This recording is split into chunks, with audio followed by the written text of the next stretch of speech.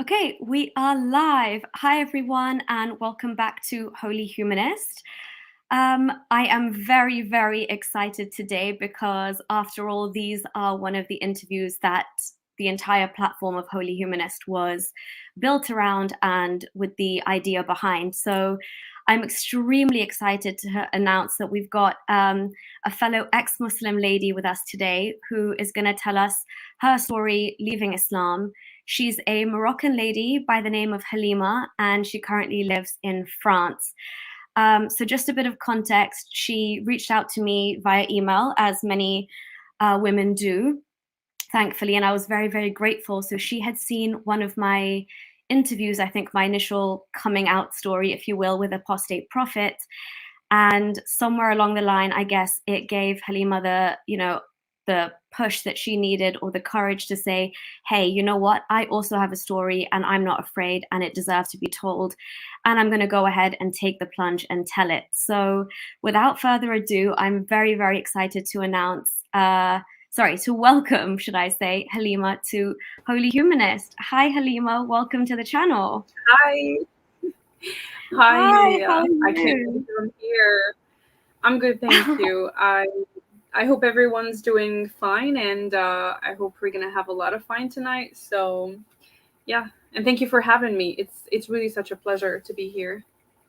No, of course. Obviously, when you reached out, like it made my day, and I was like, this is something that I would not miss the opportunity to give somebody like yourself a platform to almost in a cathartic way, just reveal your journey from just the beginning to questioning religion, finally breaking the chains of religion, and now living life according to your own terms. And right off the bat, I just want to say I know it's not easy coming out like this. And I had serious doubts myself, and even up to the last minute, like I can imagine what you're feeling right now. So hats off, you're extremely, extremely brave. So yeah, kudos to you, because not many women take this extra step. Obviously, you're here, you're showing your face as well. As an ex-Muslim woman, I know how big that is. So I hope everybody appreciates the risk and just how brave you have to be to do something like this. But yeah, Halima, so I guess we'll start right from the beginning. So in your Mhm. own words, if you just kind of like to introduce yourself to my audience, tell us a bit about your childhood, where you grew up, what it was like. Okay, so hi everyone. I'm Halima. I'm 26 years old. I live in France currently, and it's been 6 years since I've been here. I was born and raised in Morocco for about like 20 years, and then I came here. And my childhood, I think it was fine. I think I just kind of feel neutral about it. But I don't have as much memories. I try to have like good memories of it, um, and trying to make a balance between it and the bad ones. Because in Morocco, it's such a particular experience to be a child there, and in many Muslim countries, to be honest, Morocco is not really that dramatic compared to a lot of Muslim countries, but it has its part in the trauma that like faces children. So yeah, I grew up. I have three sisters, so we're like four sisters. We don't have any brother. And I grew up in a kind of religious family. Like, I wouldn't say extremely religious, but religious enough to be a pain in the nose. Yeah, so it's interesting. Obviously, also you don't have a brother. I think life could have been very different for you had you had a brother. That is a blessing. Honestly, it's like having like another dad or like that extra father figure, and it's just He could not be what. even worse. Oh my Yeah, god. yeah, yeah, exactly. And in a country, that has that kind of misogynistic attitude anyway, obviously, like various countries manifest Islam differently, but I'm sure in parts of Morocco as well, it can be a very, very severe form of Islam where there's FGM and things like that at play as well. So obviously, I'm glad that, it wasn't that severe in your case.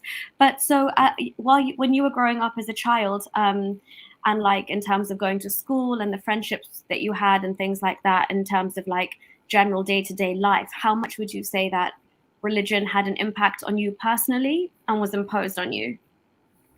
Okay, so in school they teach you. We have this school subject called I think Islamic instructions or something like this. And so it was basically during all since you're, I don't know, like a child to when you're in high school, basically, or just finish your studies in and back at home, I kind of had to go like from home to school, like homeschool. I was not allowed to go out. I was not allowed to hang out with my friends. Um, and yeah, it was a bit like very overprotective, and I was a lot like I was so sheltered, but negatively, of course, in my point of view. And so that part was really kind of uh, something that I don't think of a lot, because it's just really frustrating. Because when I grew up, it was an obstacle, like that manifested in like many ways. And yeah, but I'm glad I kind of caught up with it. So in school, I remember when we were studying like Islamic instructions, I remember very, very well that there were like so many misogynistic verses that I would read and that they would like taught us, but I would just never dare to say, "Oh no, this is just bullshit." For me, it was just like it's like this. By the way, I'm sorry. Since it's my first time here in YouTube, I don't know if I'm like allowed to say some words or if YouTube doesn't allow it. Yeah, you should be okay, except for the behavior that Muhammad did towards Aisha. Everything else should be okay. Okay. Yeah. Yeah, so I was just in my head, I was just like, I need to accept it. This institution, it's like this, and I just need to accept it. And I, of course, since I was a child, I did not have the tools to think critically or just know whether something is rational or not. So I would just accept it. And I remember the boys would feel very happy about it, and they would just like pick on us. I'm like, oh, you see, like this is on our favor. And we're just like, oh no, you actually misunderstood the verses. And it's crazy because even now, like people are still using this excuse, like, oh, you're just misinterpreting, the whole verse. Well, it's not. You need to take it literally. Not Yeah. always, of course, but you can't just say the same excuse each time. So yeah, so that was my memory, with Islam when I was a kid. And also um I remember going to my dad, because my dad was like really religious. Like he would go to the mosque every day to pray, like every day to the mosque to pray the five prayers. And he would bring us with him to the Friday prayer, which I used to hate. I was just like, please leave me the F alone. Like, please, I don't want to go. Plus, Yeah. I remember it's so boring. Like, you go there and the dude just like he just keeps on talking and like saying whatever. Yeah. And some people fall asleep, literally. Some people fight. Um, and me, I'm just At like, least you could understand the sermon though, right? Like at least probably you could understand whatever BS he was oh, saying. I in Saudi and stuff, I would like it's a Friday, right? It's like the first day of your weekend. It was before they changed the uh, weekend. And I'm like on the one out of 2 days to lie oh in, my we wake god, up to this. And it's not I don't even understand that Arabic. And they would shout, like they would scream the khutbah on the yeah. loudspeaker. So it forces you to wake up. And I'd always start the day like, is this what I hear first thing? And it's horrible. But yeah, I get Oh my you. god. I think it must have been horrible, like in Saudi Arabia. And because I know like the how do we call them, the sheikhs or whatever, like the imams, basically, like there are some who just keep on shouting, and that's in itself like really traumatic. Like, what is going on? Like he's just really shouting and stuff. Morocco too, but yeah, I just think that, yeah. And before I left Islam, I would actually avoid these kind of imams. I would listen to those who were really like calm and stuff. Yeah. So yeah, that was in school, and so I would like go back to home and like go to my dad and tell him, you know what, I'm kind of frustrated with school because they don't really teach us like the real Islam. Like I want to know more about Islam, and like I just want to like discover more about it. Um, and so my father would be like, yeah, and he would be like very proud. He would be like really happy because he was so into religion. So for him, if his daughter like asks him about religion and like shows him that she's really interested, and that's really cool.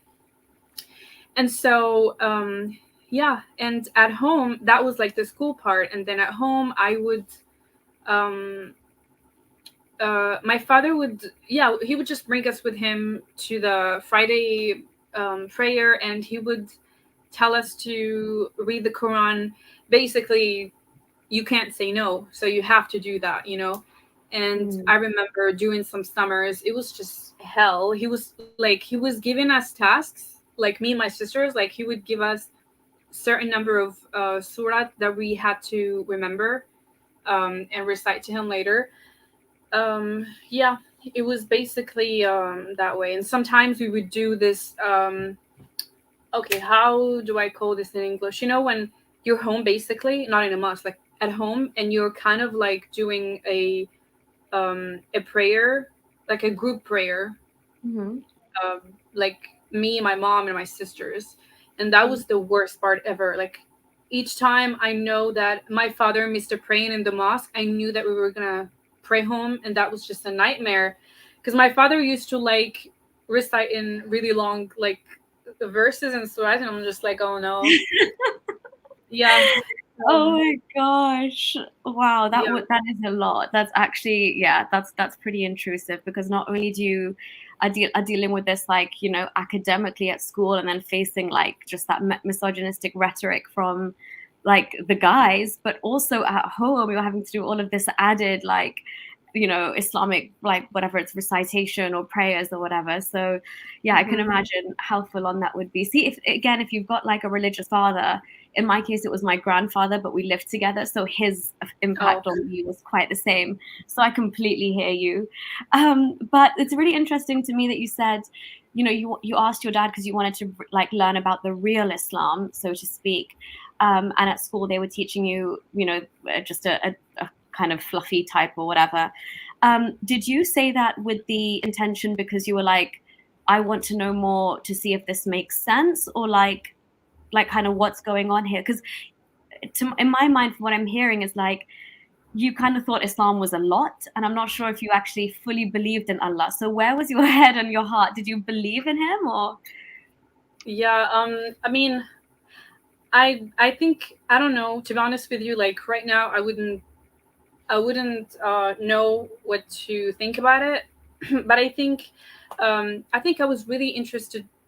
All I know is that I was really interested to know. Like I wanted to know, and I think part of the reasons we had that professor, we had that teacher, and he was really really like involved. Like I remember, and he was a very angry person. Like I remember once we were in class and we had this image on the wall of like a little girl like doing like this and like praying to God, but her shoulder was showing.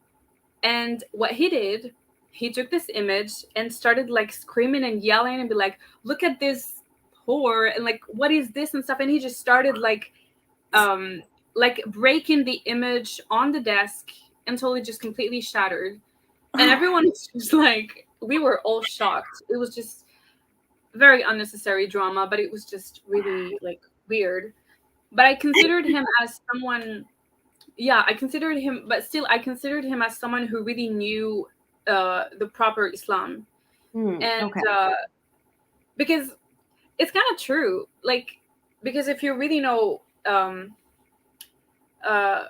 I don't know, for me, it's like Islam is very related to anger and like, just being impulsive and angry and stuff. And so he would um he would tell us about Omar ibn al-Khattab, Hmm. and he would describe him as this very involved person in Islam, and he was like this warrior, this protector of Islam, he always had this sword on his hand. He would tell us everything, and we were kids. We were like, I don't know how old, but we were really like, we were kids, and like he would tell us like he would take the sword, and anyone who dared to insult the prophet, he would like his head, and all that kind of stuff. And all of us were, of course, like startled, but we just had to accept things as they were.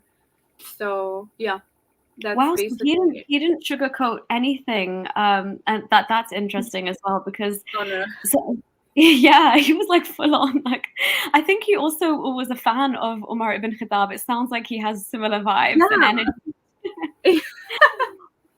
Now that you say it, I kind of like relate the two events, like the way he talked about Umar ibn Khattab, and like Khattab, I just called him a thief, and like when he just broke the image, it was, oh my god. Yeah, it was like what Umar ibn Khattab would do if he saw this if he saw that Yeah, exact image. for sure. Same reaction. That reminds me actually of my one of my Islamic teachers in school in Dubai. He was too much for like we were about I think 16 at that point. He would go onto YouTube and show us like jinn like possessions and like the worst kind. And he would put the projector on and it would have like this really like intense Quran verse playing, like with like that Oh, really hard, like dark music. And he'd be yeah. like showing us and he's like, this is why as girls you should not walk under trees at night after Maghrib, do not go to the beach, blah blah blah. Oh Because my god. I was like, this is crazy. And like we went home traumatized that day from school. Like our parents, excuse me, had to write in and say, what are you guys doing? You're scaring my children. But it's part and parcel of Islam. I completely agree with you. It's very anger and fear based, That's kind of like the two things that it's like a well-oiled machine. Yeah, yeah. Um, It's but interesting. Yeah, yeah, go sorry. ahead. No, go ahead. Go on. It's interesting that you talked about this because I remember exactly this part. And I know it's crazy, but like today I'm an adult, but believe it or not, not sometimes, but I can't sleep at night with like pitch dark. I need some light. I need TV on. I need, I don't know, like my headphones on and stuff, because when I was a kid, they would tell us the stories about the jinns and, possessed people and stuff. And I remember each time at night, I would wake up screaming in fear, and my mother would come and be like, "What's going on?" and stuff. And I'm just like really terrified. And she would ask my sisters to sleep with me, or to like, sleep in the same room as me, or just, uh, so that I could feel safe. But it was just so traumatic that it's crazy because it's still kind of like sticks with you until today. So yeah, I feel like teaching Islam to kids is a really bad thing to do. Just the fact that you teach them about like hellfire and of course jinn and all that kind of stuff, it's so traumatic, and of course it can do damage to the child's brain, like seriously. And people just take this very lightly. They think it's just, we're being dramatic, but no, we're actually being realistic. And yeah, it's really sad.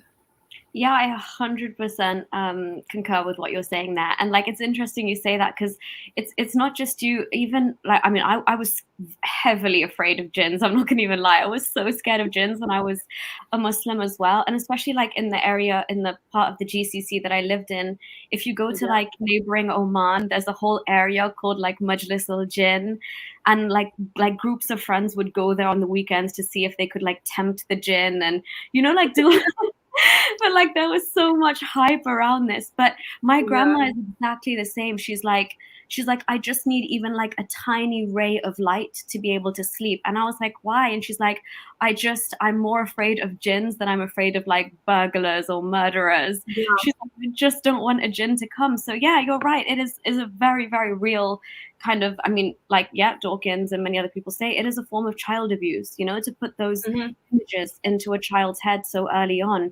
And we haven't even touched on the threat of hell yet, but we'll get there. But Yeah. so Halima, and then yeah, if you can just kind of move us forward in your life to, I guess, kind of where you went next and what happened and how it affected the way you think, and yeah. Yeah. So yeah, back to kind of move from my childhood, I reached the age of 14. And actually, okay, so I have two older sisters, and I have a young sister, and both of them, once they hit the age of puberty, they were obliged to wear the hijab, and they both did, like, with no discussion whatsoever. Like, my father told them to do so, and they just, obeyed the rules. And when it was my turn, I remember I was 14, and my father, like, let until everyone was just outside of the house. And I remember I wanted to go to school. It was time to go to school, and I was wearing like really slim jeans, and I wanted to change, but I was just so confused and like looking at the clock, and I was like, I'm gonna be late, so I just need to run. And he saw me coming out of my room, and he was like, "What are you wearing?" And I was like, "I'm just wearing jeans." And he was like, "You need to go back to your room and wear the hijab." And I was just like, okay, I guess my turn is here. And so I just started like freaking out because nobody was home. And I was just alone with him. So I went back to my room, and I was like really, really stressed. And I was like, you know what? I'm just gonna wait like 5 minutes, even if I get if I'm late from like for school. I'm just gonna try to find an excuse there. But I did not want to wear the hijab, so I just waited like 5 minutes, 10 minutes. And oh, before that, even before that time, he used to kind of like tell me that, but I wouldn't listen. And so he just reached a point where he was like, well, this needs to stop. This back and forth needs to stop, and we need to, settle this. So yeah, so back to the thing. I was in my room, and I was like, I'm gonna wait 5 minutes, and I'm just gonna go out, and he's gonna forget about it probably. And I came out, and he was still there, and he was just like, "Where is your hijab?" And I was like, "But Dad, I don't want to wear it." And he was like, "What do you mean you don't want to wear it?" And that just, the scream and yelling starts, and he gets really like loud. And I was like really petrified, and he was like, "You need to wear it and stuff." So I started crying, and I was like, "But Dad, I really don't want to wear it and stuff." And I remember he told me like, go to the bathroom to wash your face, and I did. And he followed me there, and he was like, "Why are you crying?" Like, just imagine, I was petrified crying, and he was just making it worse. And he would like yell and say, "Why are you crying?" and stuff. And I'm like, "Because I don't want to wear it." And so what he did, he took his shoe, like a threat kind of thing, and he was like, "You're gonna wear it." And I was just like, I think there's no way out. I'm just gonna wear it. Yeah, so he sent me to school with like really puffy red eyes. Nobody asked me anything. Um, I think they were just used to girls coming to school, like non-hijabis, girls like Turning coming into to school hijabis. one day. Hmm. Sorry. Yeah, just turning into hijabi one day when they've reached a certain age. Yeah, exactly. Just nobody asked them because it's a norm. It's not Mhm. like a big thing for them. Hijab is like really. And so I remember I was like in my class, and I was like um is someone like noticing anything? Because I did not want anyone to know, because I was ashamed to have to like to have not such parents, but like to be in that kind of environment. um yeah, so I was just like, nobody should know about this. I only told my close friends, and they tried to kind of make me feel better. They did. And since that day, I went back to home, and I mean, I kind of lied. I told them, now nobody wants to sit next to me, and everyone is like being really mean to me and stuff. And my parents were like, "Oh, you know what, you should just tell them to go and like themselves, like, you were good by yourself and stuff." And I'm just like, well, I guess this is not working. Nothing worked. Nothing worked. Like, I tried everything, but apparently I just have to like wear it. And so I kind of accepted my fate, partially because I would go to school, and I would remove it on my way. And Mm. once I'm out of school, I'll just wear it and just go home. And nobody knew about this actually, or maybe they knew or just like turned a blind eye to it. But I doubt that. So yeah, it just continued this way until I kind of like got used to it. Like I don't remember how long it took me to kind of get used to it, but I just did. And voila, I was like a hijabi girl. And yeah, it I kept it for like 8 years. Yeah, like 8 years until I came here. Um yeah, so that was it. And I remember That must have of been course. so hard, honestly, like that, like psychologically, what that must have done to you, you know, like that change and like all of that pressure and having to literally suppress like everything that you like want to like stand for and the way you want to express yourself. And you have such gorgeous hair, like having to Thank you. put that under wraps for all of those years. That's Uh, almost a sin. Like, what the hell? yeah, it's just yeah, psychologically I was just really wrecked.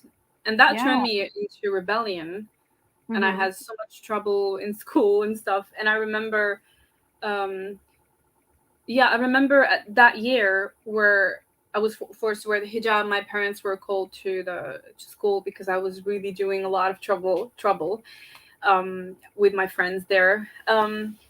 Yeah. Uh, yeah. So, anyways, oh, by the way, and of course, you're not allowed to have a boyfriend. Hmm. That's like something very normal. You're not allowed to have a boyfriend, and so I remember once um I had a boyfriend. I had a secret boyfriend, and we were texting, and I was so in love and stuff. And I remember my sister caught me talking to him on the phone when my parents were not home. Oh shit. Yes, holy shit. And so she caught me, and once like I hang up, she came to me, and like she did not even talk to me. She just slapped me right across the face. Yeah, and I was like, okay. And that's the thing, like parents teach older sisters or older siblings that they have power over you and that they can do whatever they want with you, basically. And so And to I had keep no right. the younger Yeah, ones, yeah. I had no right whatsoever to say or react. So I just stood there like shook. I was just like really shocked. And then she started she started crying and telling me, "Oh, is this like how our parents raised us? You're really disgraceful. Like, how could you do this and stuff?" And when this happens, like, you just feel I was gonna shit my pants because my parents were gonna come, and if they hear her crying and stuff, I'll be in trouble. And so they came. They came when she was still crying, and I was just really between these two situations. And like I'm like, oh my god, oh my god, oh my god, please stop crying, please just act as if nothing happened. I didn't tell her anything, but I don't know, magically just nothing happened. My parents didn't know, and just yeah, it just went by like this. Yeah, Okay. and Phew, you really led me up to something. I was so scared for that bit. Oh, okay, fine. So damage control done there, at yeah. least for the time being. Okay. Yeah, I mean, like, to be honest with you, I think my childhood in that sense was just really really traumatic, with me being kind of like the, how do I say, I was just scared all the time. I was Yeah. really scared all the time. Like, for example, my father, and I was not the only one. Like, me and my sisters, when we would hear my father, sorry for the term, that was kind of like this sign that we know he's home. Like, we would just hear like a loud burp, and it was like, oh, that's our father, you know. Hmm. So and once we hear that, everyone just like runs in all senses. Like, we just go to our rooms and just like close the door and try to like do something in order for him to just leave us alone. Yeah, and once he goes out of the house, we just go to the living room and start living normally. But once he's home, we are so like scared. Yeah, like And walking on eggshells, right? And like anything could trigger them to, yeah. If you're not exactly. studying, if you're sleeping too long, anything. Yeah, and just it was actually yeah, just unpredictable. He was really unpredictable. And I remember once that was just like really funny. Like once he came to my sister's room, and he just, I don't know, like he was kind of screaming about us. I don't know. I just don't know. Something happened, and so he would just like scream. And once he came out of the room, my sister like stood up from her chair, and we just noticed like how do I say it? She literally peed her pants, and Oh my God. yeah, yeah, she did, and we just started laughing. And Mm. I'm really grateful that we were kind of trying to take things kind of lightly and just kind of like laugh it off, even though it was hard. But until today, like I don't see myself as a victim or whatsoever. I'm just, it happened. It's sad, but I'm just gonna move on. Yeah, and so yeah, we kept on laughing. It was just it's kind of paradoxical. It was traumatic but funny at the same time. So Mhm. yeah, yeah, so that's basically like how it happened back at home when I was living. Yeah. Yeah, I mean that's again, it's so sad. I think Soleil even Soleil Apostasy, by the way, he's a French ex-Muslim. He does amazing work on YouTube. Also, Young Atheist, happy birthday. I saw it was your birthday today. I'm so glad you're here joining us on your birthday for this stream. But yeah, many happy returns of the day.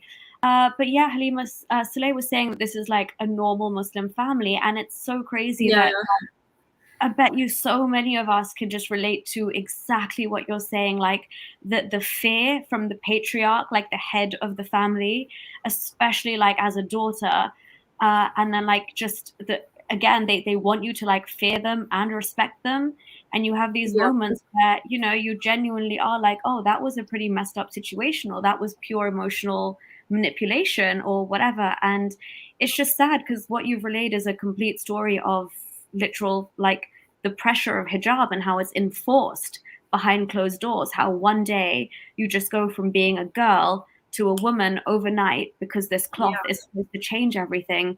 And from then, fundamentally, your life is controlled and policed until you're given away to your husband one day. And like you said, in the interim, there is no scope for boyfriends, no yeah, scope for even accidentally having a crush, falling in love, talking to a boy, let alone going on dates and, being able to live a normal teenage life. It's far from that for most Muslim families. But yeah, I'm sure a lot of us here can relate to that. So that seems pretty intense. Obviously, I feel your like the suffocation that you're going through right now, and you guys are using comedy to try and make light of what's a pretty traumatic, abusive situation at home. But yeah, yeah, so then what happens to Halima after that? yeah. Just for the record, Sulay Apase, if I think that's the person in my head, because I talked to him in Skype, in Skype and in Discord. So he's a really nice guy, and I think he could relate so much to, not relate, but he could basically understand what like a Muslim family is, as he said, like that's basically an average family. So yeah, just thank you for being here. It's a pleasure. Yeah, and as you said, it's just manipulation. Like that's what, I mean, girls in the Muslim world, they're just treated completely different from guys, basically. And that's when the misogyny shows. It's not by coincidence. People are just gonna start claiming or pretending that it's just cultural, but no, it's not. It's coming from somewhere, and where? From Islam, from religion. So let's just not keep on running away from the truth. And uh yeah, the thing when you talked about like being given to the husband, I remember before, yeah, before wearing the hijab, I would beg my mom, like I would beg her. I'm like, "Mom, please just let me wear a dress that's like near to the knee." I told her just right underneath, like it doesn't have to go like up, just please. And I would beg her, and she's like, "No, just." Oh, it's such a humble request. Yeah, it's just really crazy. Now I could literally go out naked. I mean, Yeah, yeah, it was yeah. just, yeah, it was really, and I would look at the girls back at like and in school, and I would feel so like jealous, which is normal. And I would be just like, if only I could just do what they do. And I was really, really sad because I would look at them, and sometimes they would even wear makeup. Their parents would let them wear makeup and wear whatever they want. And they would be like, the cool girls, and everything is like flowers with them and stuff. And I was just like, oh, that's not me. So um yeah. And the husband thing, I remember my mom would like always tell this, like not only to me but to my sisters as well. She would say, um well, you can do this when you get a husband, you can do this when you're married, like Oh makeup, I don't my know, God, the nail magic polish. words. Yeah, you Oh can be a human being once you're married. Do whatever under your husband's roof.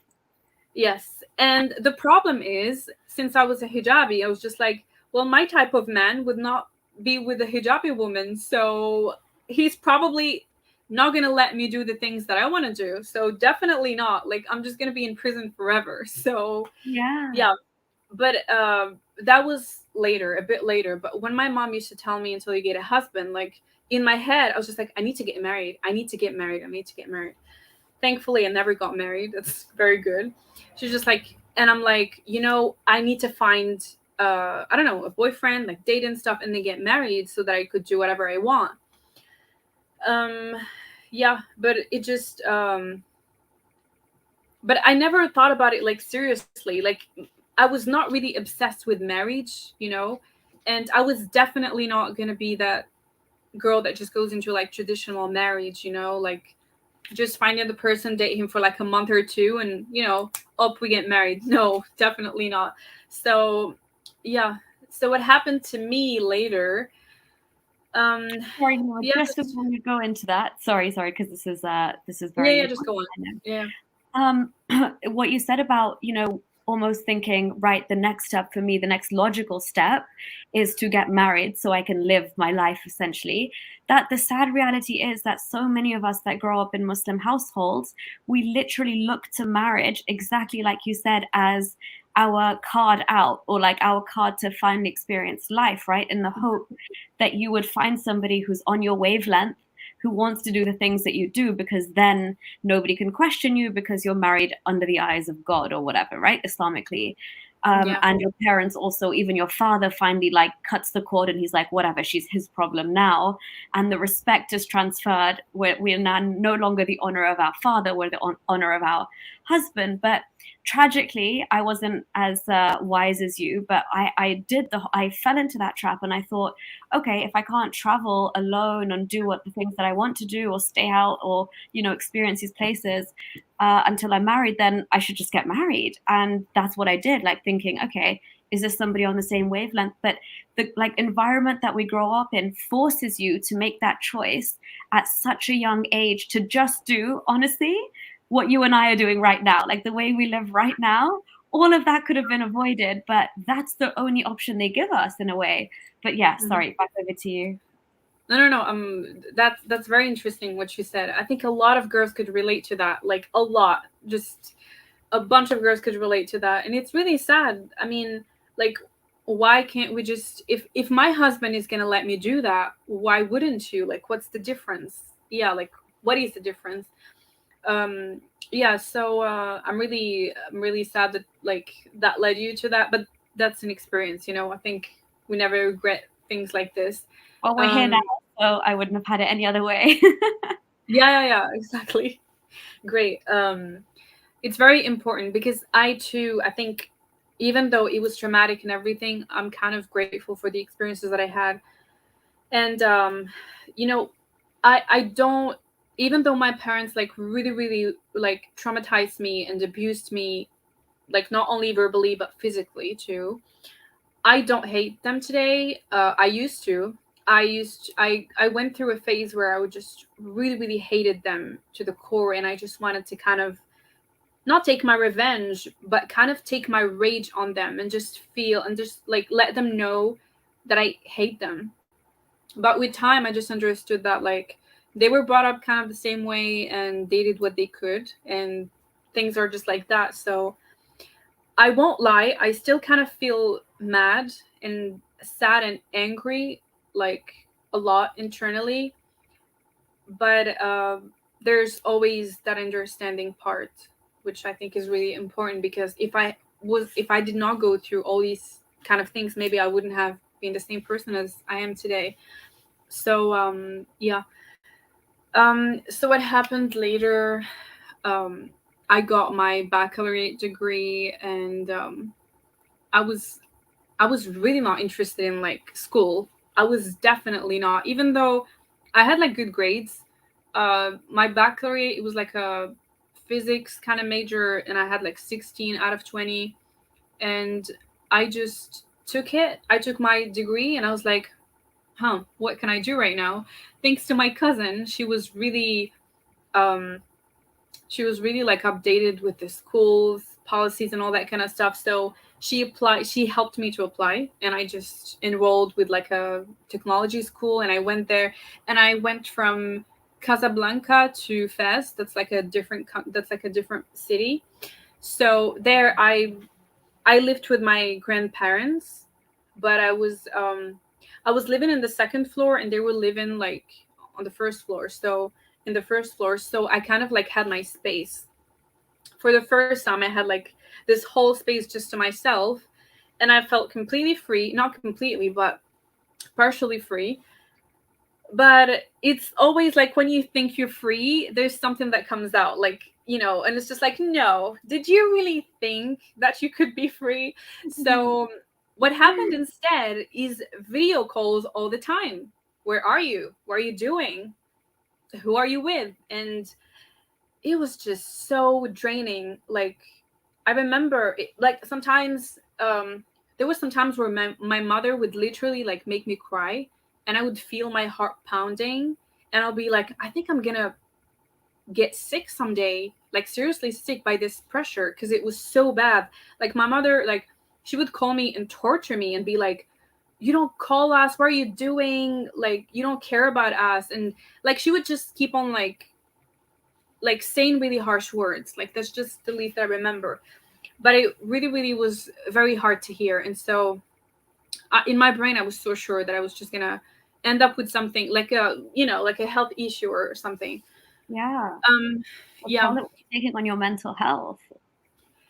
yes. And the problem is, back then, I did not know that stress could cause like problems, like physical Mm. health issues. I kind of knew, but I did not expect them to I did not expect this pressure to lead me to it, to kind of come to reality. So yeah, I was just living like this in fear always. Like if I, for example, since I was in college, if I want to go out with my friend, I have to be very careful and like to be very quick, because even if I went to college, I still kind of was not allowed to go out, you know? Mm. It just it's kind of like I took that right slowly until they kind of accepted it.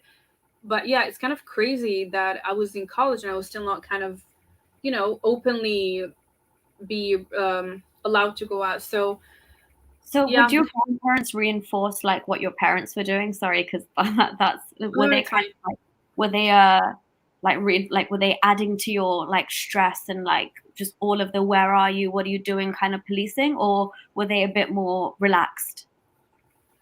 I love my grandparents. I do, because I feel like they were the kind of um elements that would just make me go like exhale. Yeah. They were not they were not at all like my parents. Like for example, I would not wear makeup, because in college I was still not allowed to wear makeup. So I would kind of like when I go to college, there's like my friend that wears makeup all the time, so I kind of wear it with her. And when I go home, I kind of like try to make it not that obvious so that my grandmother doesn't see it, even though I know she's probably not going to say it to my mother, but just to avoid problems.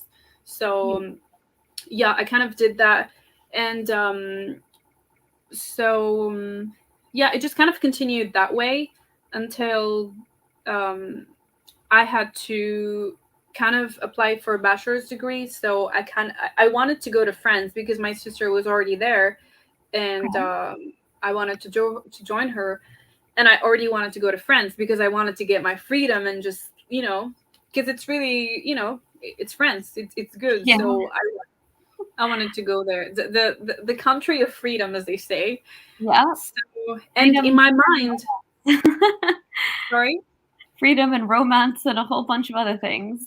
Yeah, everything you want. And the thing is, I did not even think about it that way, like, oh, I'm gonna take off my hijab or like do sins or I don't know, party or whatsoever. No, I was very conservative actually. I Yeah. remember even though I wanted to wear makeup and like, do my hair and stuff, I was still kind of conventional, and I was conservative. I would read the Quran. I remember I would kind of challenge my father in Ramadan, like who's gonna finish the Quran first, you see, and like how many times we're gonna do that.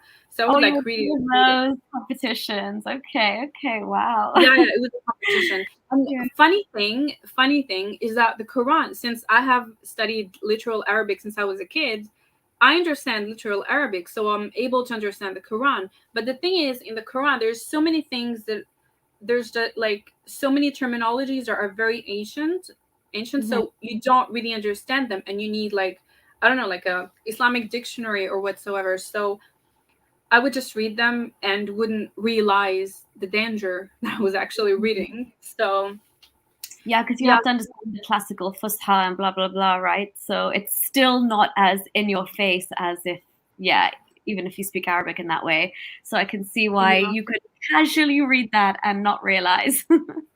yeah, yeah. I mean, and even when you read like the murder stuff and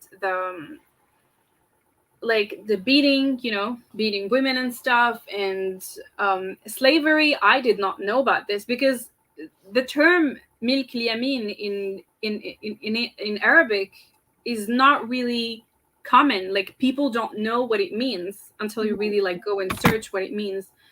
So I did not know a lot of these stuff. So yeah, it just continued like this. And I was conservative still in college, and I had a boyfriend of like 1 year before I went to France, like 1 year and a half.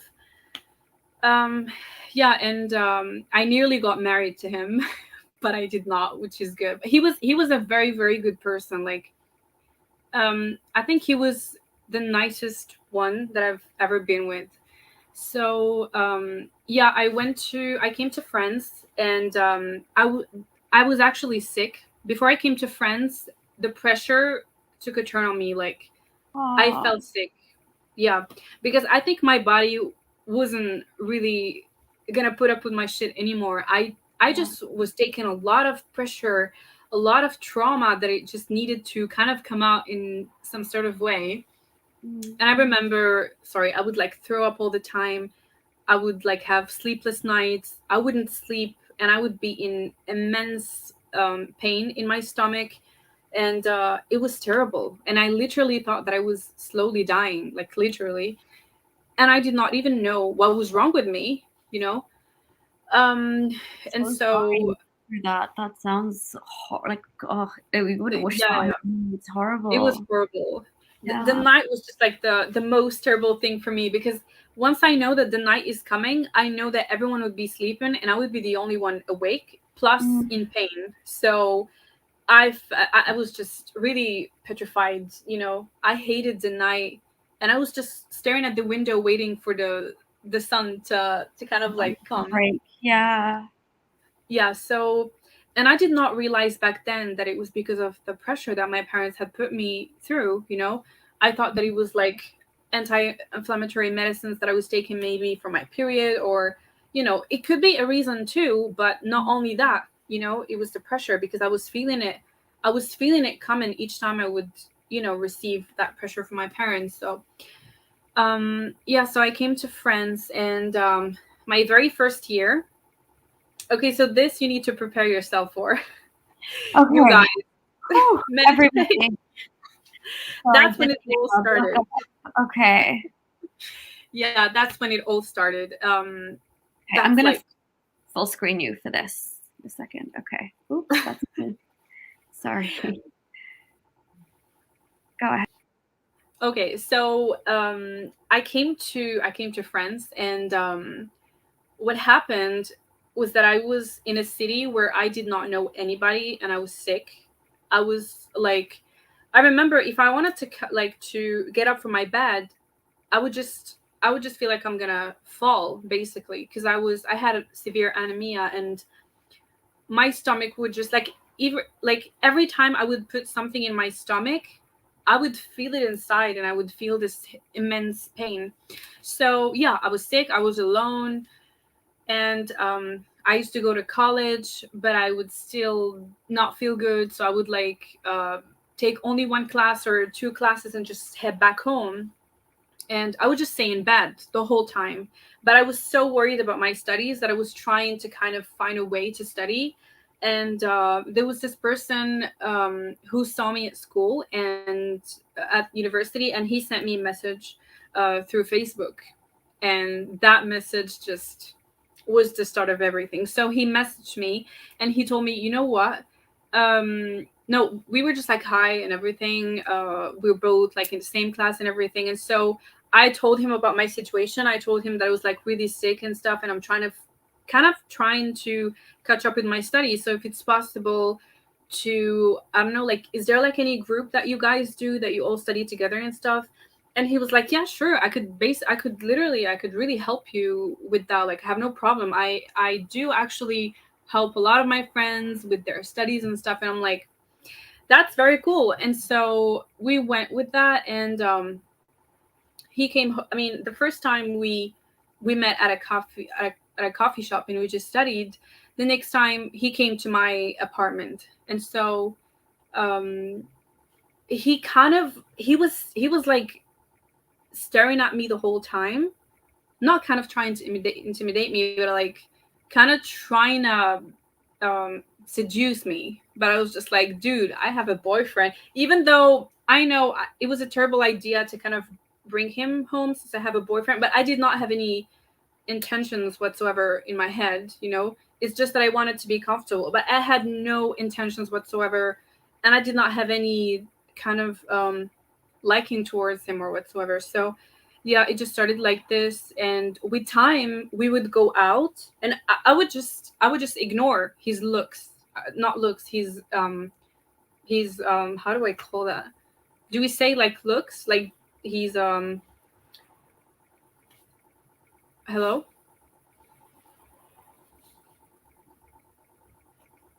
Hello, Nuria?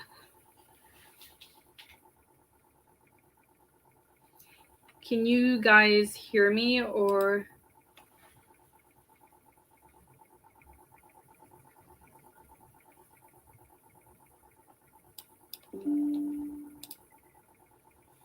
Halima, I can hear you. Can you hear me? yeah. What happened? Like, did you hear? Yeah. We heard everything. I was just saying, yeah, you're right. Like the looks that he would give you, basically, right? The way he Yeah, looked. sorry. Yeah. Yeah, so I would just ignore the looks and stuff, and I remember like we would go out and just hang out sometimes. And when we used to do that, I would feel less lonely and less sick, basically. And so that's when I started to kind of feel like, oh, maybe, why not? You see? And so he just confessed to me one time, and we just went to it. And here it goes.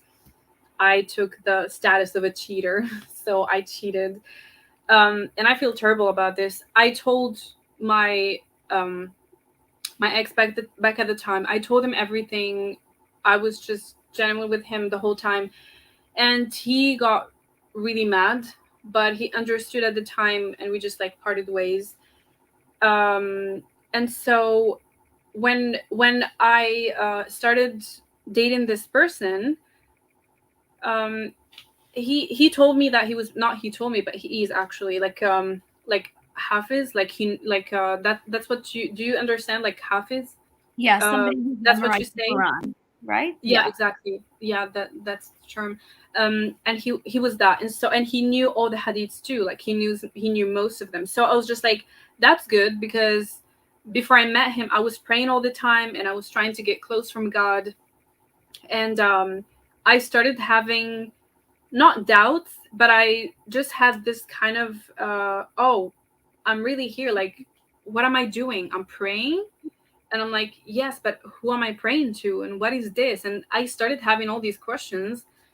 And I started like, and that's the thing, because back in, like in Muslim countries, they teach you that atheism basically, or not believing in gods, means that you believe that the universe came from nothing, you know?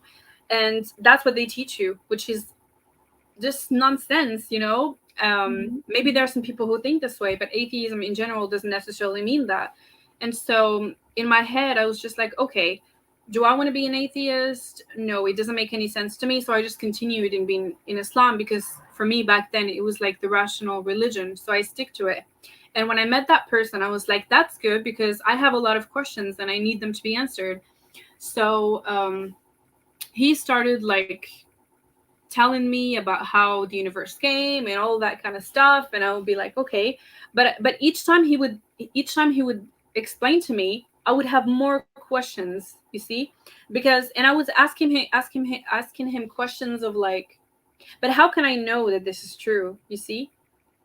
And I would tell him, I'm not doubting, I just want to make sure, I just want to know, you see, so that if I talk to another person, I could convince them, you know. Yeah, so it just went this way.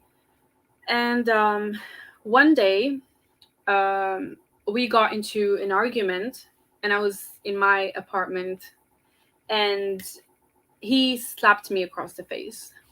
And I was just like, okay, I just, did I just have a slap? And the thing is, before I was with him, I was just like, if anybody dared to touch like a, I don't know, like a hair of me On or your like a head, finger yeah, of that's me, the I would Arab like, expression, right? How dare you touch a hair on my head? Yeah. yeah, exactly. Like, how fucking dare you? And but when I was put in that position, of course, I was so mad, and I yelled at him and I kicked him out, and I was just so mad. And he went away, and I was still alone and stuff. And he reached out to me back, and I did the mistake, you know. I made a mistake. I talked to him again, and we reconciliated, and we started talking again, which of course, you know. But the thing is, I think with victims of physical violence or assault is that they, I don't think that most of them go from the first, you know, from the first act. Maybe that's just my opinion, because it's really hard when you're attached to a person. It's really hard to come out of it. So yeah, it was not that easy. You're So right. I let Even him. though it's like at least seven instances it takes most women in like Mhm. those physically abusive situations to actually like leave for good. Even then, there's so much chance of reconciliation just because of what you said. You end up minimizing it and Yeah. rationalizing it. Yeah. And I actually rationalized it with Islam. That's the worst part, actually. Oh And shoot. that's, Okay. yeah, that it was very dangerous. And thankfully I left the second time. It happened 2 times, and I just stopped it completely, because even the first time I started, the first time, I mean, I got back with him just because I was alone in a country where I knew no one, and you know, I had no friends. So that's why. But yeah, and so when that happened and we got back together, he started reminding me of that famous verse that we both know, you know. And I was just like, maybe maybe that's what I deserve, you know? Yeah, Not what I yeah, yeah. deserve, not But what I just yeah, I did not say that that's what I deserve, but I was like, maybe that's what's supposed to happen, because basically the Quran says that. And if we want to take it, because sometimes people would try to sneak away from the real meaning, and they would just like, oh no, that means another thing. I know literal Arabic, and I have searched all the context. There's no other context that you could put it in mhm. except from, you know, beating. There's no Yeah. What other is it? way. Or something. What else? Do Yeah, you what else? Especially when you read the whole like verses that like follow, or that are like, you know, the previous verses. There's no other context you could put it in. Like, it just means beat the shit out of your wife. And That's what it even meant. a light tap, it's not good enough apologetics. It doesn't lessen the blow, pun intended. Exactly. Like, just a little tap, like, don't let any scars or whatsoever. I'm like, what? Scars? Okay. Yeah. But yeah. So what happened, I just started kind of instilling this idea in my head, but of course I never told him. And of course, like, I would never be okay with someone beating me, like, no way on earth. Like, but I was confused. That's the thing. Like, I was like, but hold on, that's my religion. I need to follow what God tells me to do without questioning. So what am I supposed to do? And at that time, I had no doubt whatsoever about my religion. I was completely a believer. So it was really, really confusing. And I think that's what could be really dangerous in Islam, because it brainwashes you. And that's very dangerous, you see. So, yeah, so that happened the second time. Uh, so the second time, I remember we were outside and we were just hanging out. And I saw one of his friends, and I told him, look, there are your friends there. And he was like, oh, okay. He went to talk to them. And like, in a minute, I was like, okay, hold on. I need to like hide myself somewhere, because we would fight about him telling me that I'm staring at his friends or something. And he was really paranoid. He was like a psychopath or something. So I went to like a store or something, and I texted him. I was like, I'm here. When you're done, come to me. So he came to me, and he had a very dark look in his eyes, and I knew that it was not. Um, we were heading back home, and we were outside. We took like public transportation, and I remember we were holding hands, and he told me, "Why were you staring at him?" And I was just like, "Oh my god, what is this?" I removed my hand from him, kind of not brutally, but just like removed my hand from him, and here goes the slap, a second slap. And we came out of the public transportation, and for the record, that was like publicly, that was in public, and nobody said anything. When he slapped me, he continued beating me outside in the street, like everywhere. Nobody said anything. They were just watching, and I was trying to defend myself, but nobody said anything. So it just continued. Nobody intervened, like not a Nobody, and it was full of people. Like, it was full of people, I remember.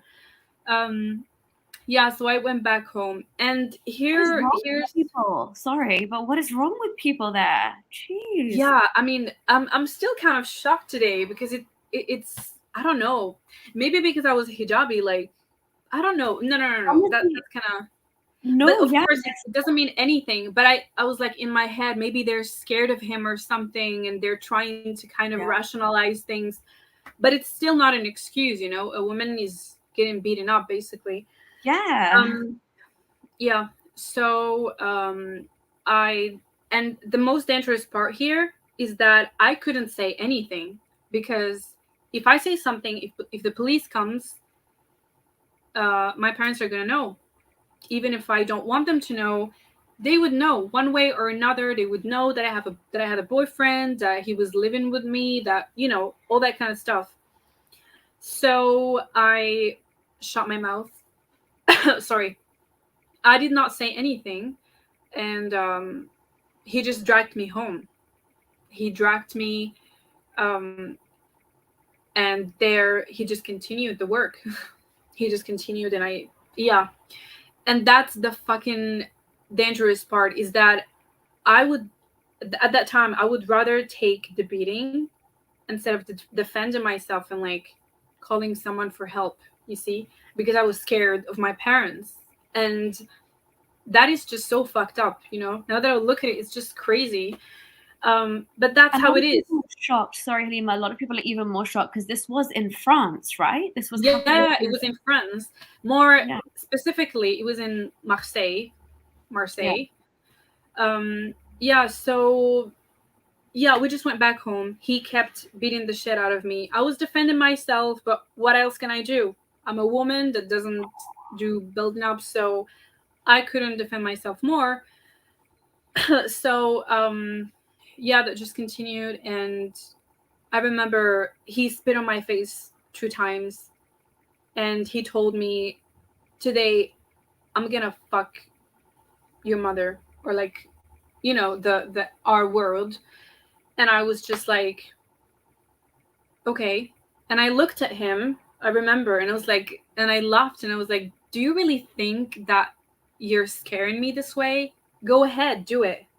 And he just looked at me, and he just got up, and I pushed him, and I went run into the bathroom, and I just closed the door.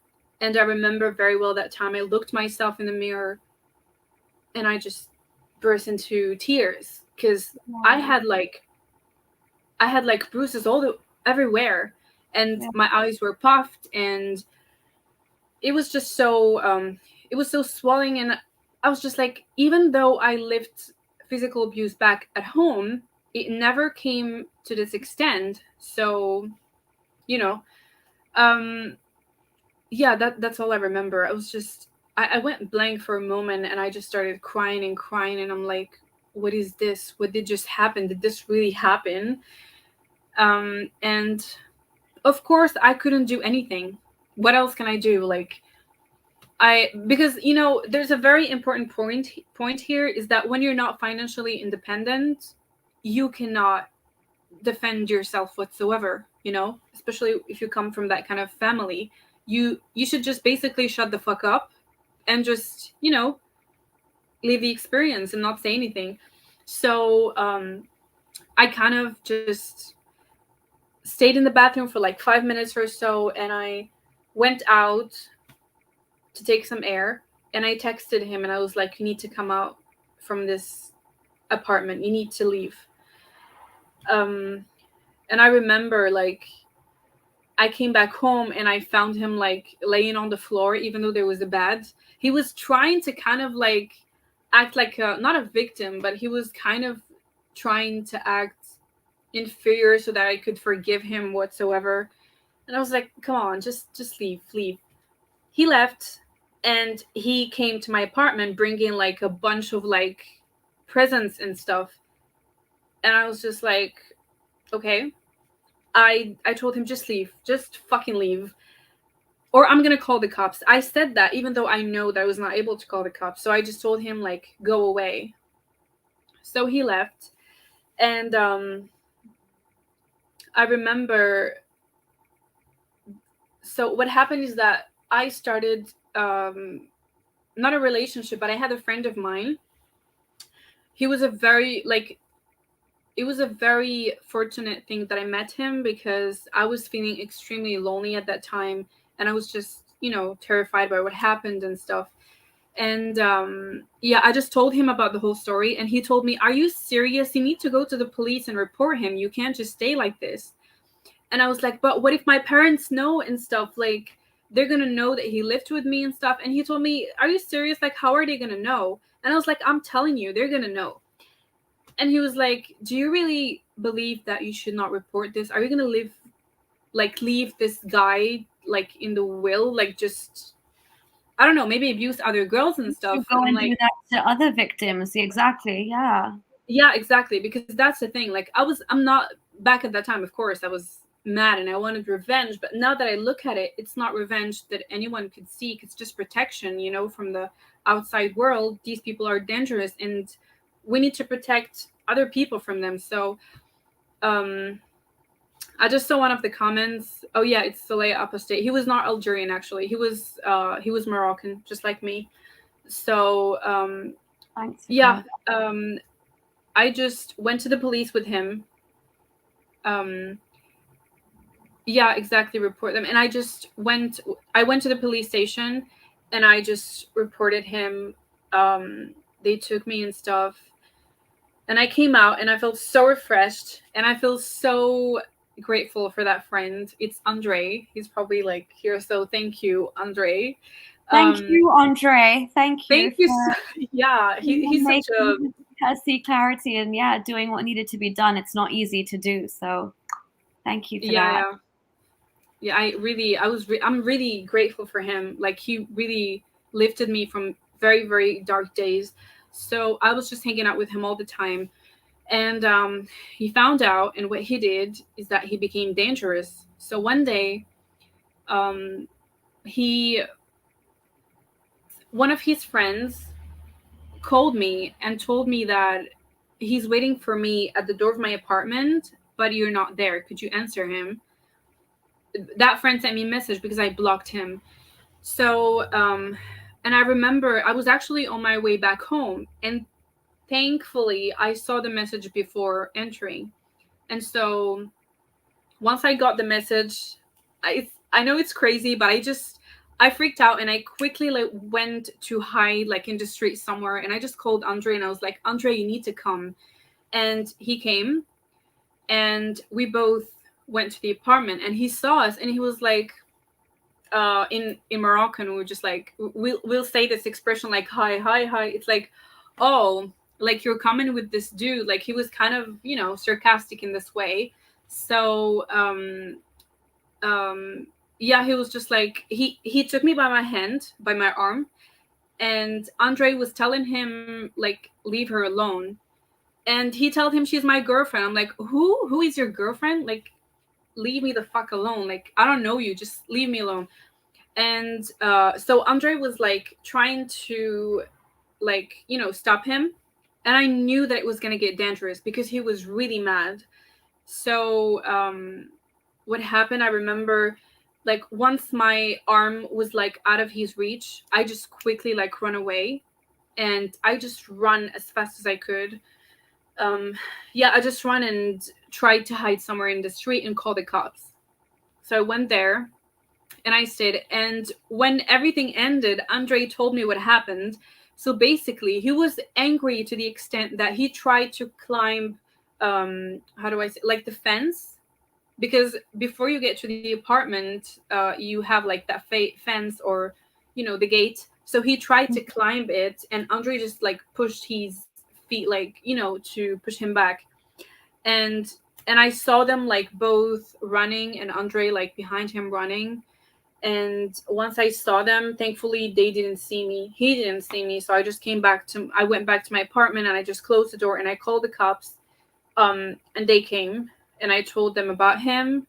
I told them like where they went and stuff, so they went to look for him, and told him that, you know, your ex just, you know, made a complaint about you, and you need to stay away from her and stuff. And he was like, oh no, we were never boyfriend and girlfriend and stuff. And I'm just like, oh, okay. So that was all what Andre told me basically. So yeah, this happened, and I was so afraid to the point where, so when the cops left, I was in my apartment alone, and Andre told me, come and open the door for me. I was like, dude, I'm just so afraid. He was like, just, I don't know, take a knife with you and come down. And I did. I took a knife and I just, you know, went down and I opened the door, and thankfully just, you know, it was all good.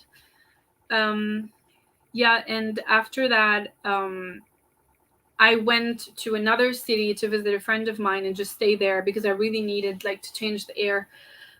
And another drama, like one of the girls he was dating at the same time as me sent me a message, and we talked, and apparently he lied to her about everything, about his age, about his major, about his degree, just everything.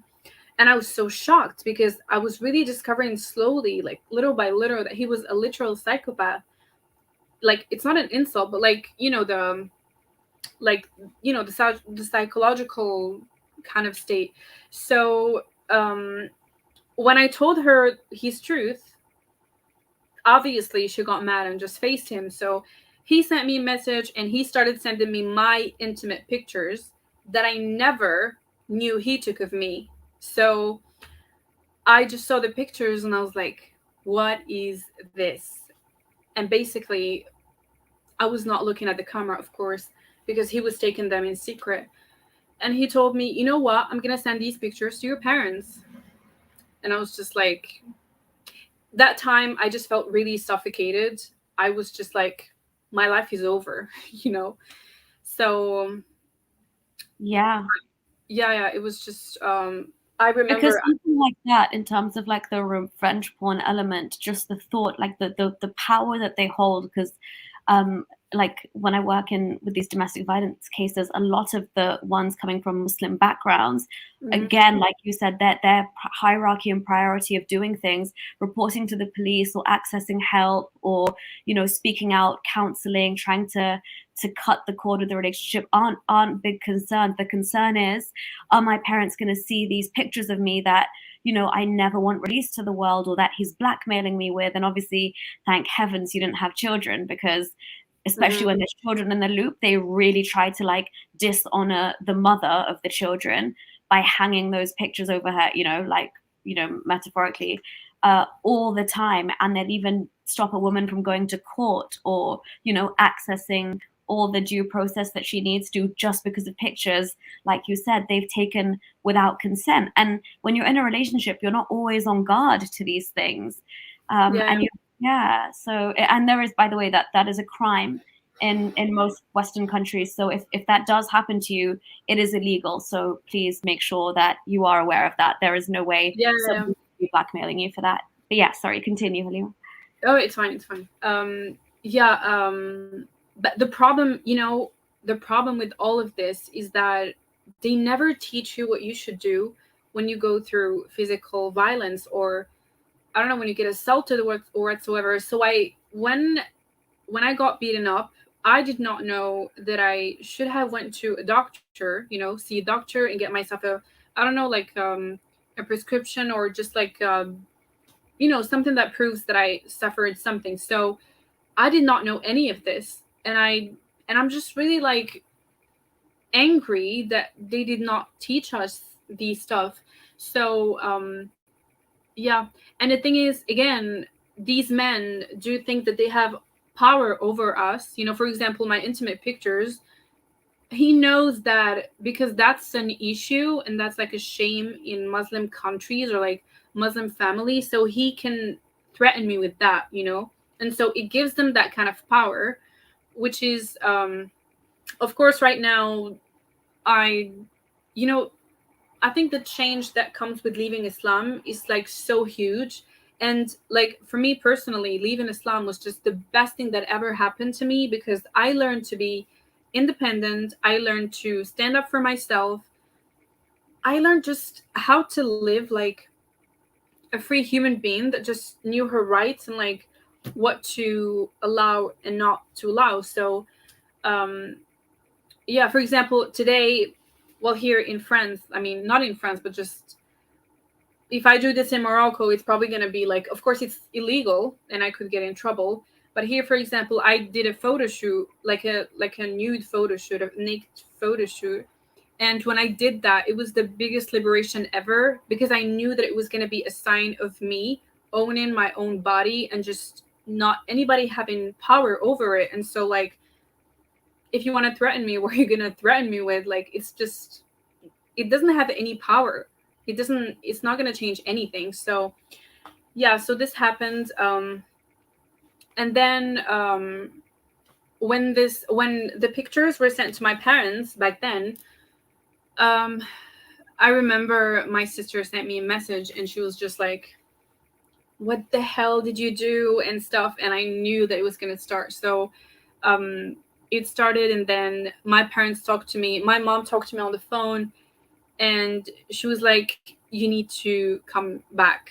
And as I said, like, since I was still a Muslim and I was just like in this mentality of obeying your parents and that you should never say no to them and you need to respect everything they tell you, so I just obeyed the orders and I just went back. And they were so mad at me, and they did not, especially my father, like he did not talk to me for like a whole month or something.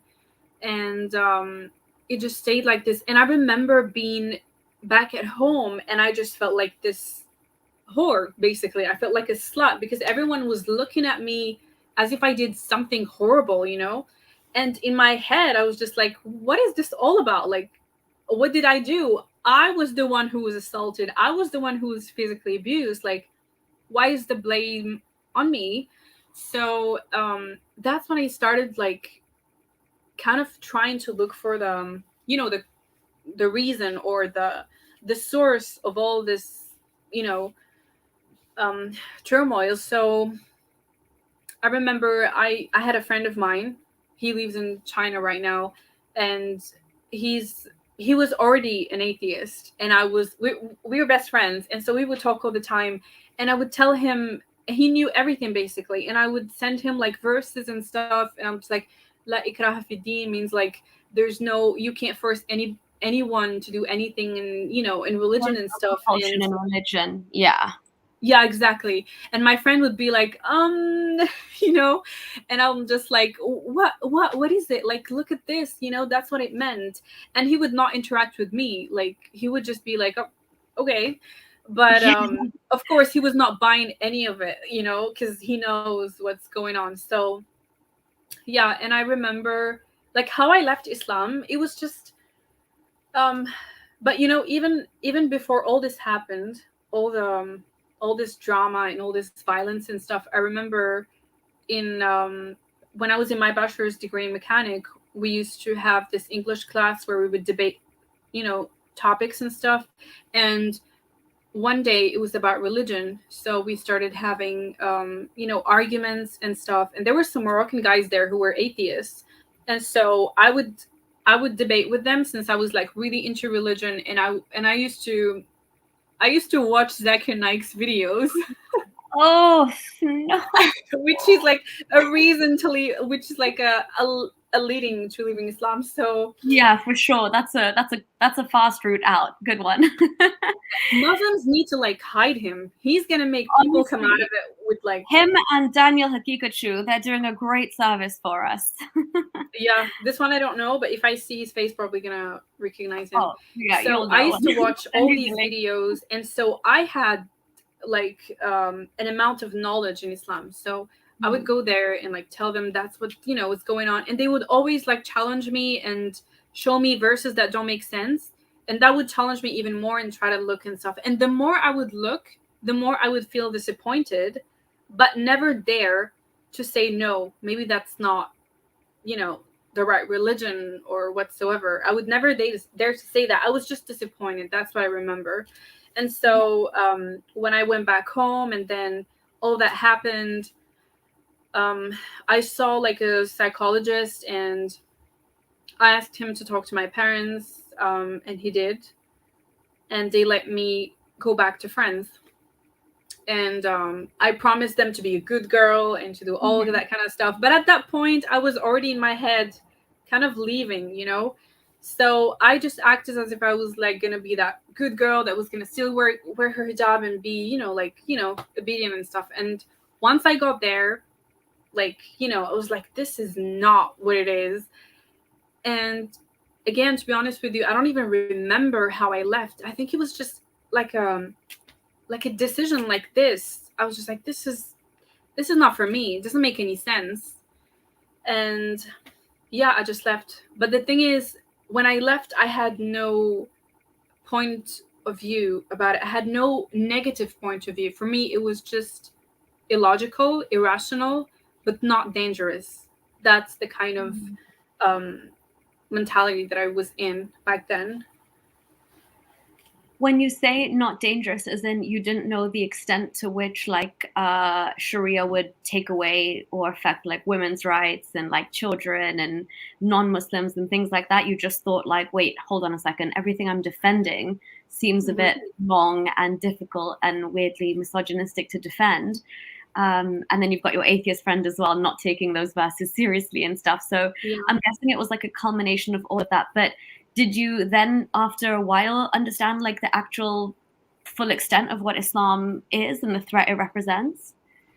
Yeah, I remember when I left religion, it was just like I just left it. It's in the back. I didn't even look back. Like I just continued with my life. Like never ever happened. Like nothing changed in my life actually. It's just like if I was a Muslim or not. Like except for of course like I don't know some very shallow rules that you don't. I don't know like not praying, not I don't know like doing Ramadan and all that kind of stuff. So I just continued with my life. Having nail polish on without worrying, you know? Yeah, exactly. It No was. thing. It was. But you don't realize. I don't know. I think I'm just having trouble remembering how the shift was, but it was not such a big deal for me. It was just like, oh, I'm just gonna leave, you know, it doesn't make any sense. But with time, that's when it changed, of course. And so I remember uh, I had I met a guy. He was French, and we started dating. And he was atheist too, of course. And I was telling him, he would tell me about the dangers of Islam, and I'll be just like, dude, no, like, no, it's not like this. Like, these people, like, I grew up in a Muslim country, and these people, like, are innocent. They're like, they're not, and they are, of course, like, the people that you see, like, they don't go ahead and, like, you know, butcher people and stuff. But there's a certain ideology there that is really dangerous and that could brainwash them. And of course, and like, for example, when you come out and start criticizing Islam, that's what people don't get. You don't criticize Muslims. You're not insulting them. You're basically, you know, criticizing ideas, and that's what they don't understand, and they just feel attacked, which is sad. But you know, so he would tell me about that, and I'll be just like, no, no, you really don't understand and stuff. And he was just like, well, look at this. What if it's applied in France? What if they just, I don't know, like, force it on everybody? Would you be happy? And then I was just like, wait a second. No. I was like, no, definitely not. So yeah, that's when it started. And I remember, yeah, so yeah, that happened. And then like time passed, and then we broke up and stuff. And um I remember at time I started feeling kind of lonely, and I just started watching videos, because when I was in France, I was still in that bubble. I would still like meet only Moroccan people, you know, from my own country, and they would, most of them, be Muslims, you know, like the majority. And so I would feel lonely because they can't relate to me and I can't relate to them. So I started watching videos in YouTube, and that's when I discovered like the ex-Muslim community.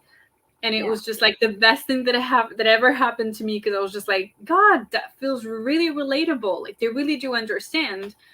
And when I started hearing them and discovering new things about Islam, I was just like, holy fucking shit, that's Mhm. dangerous.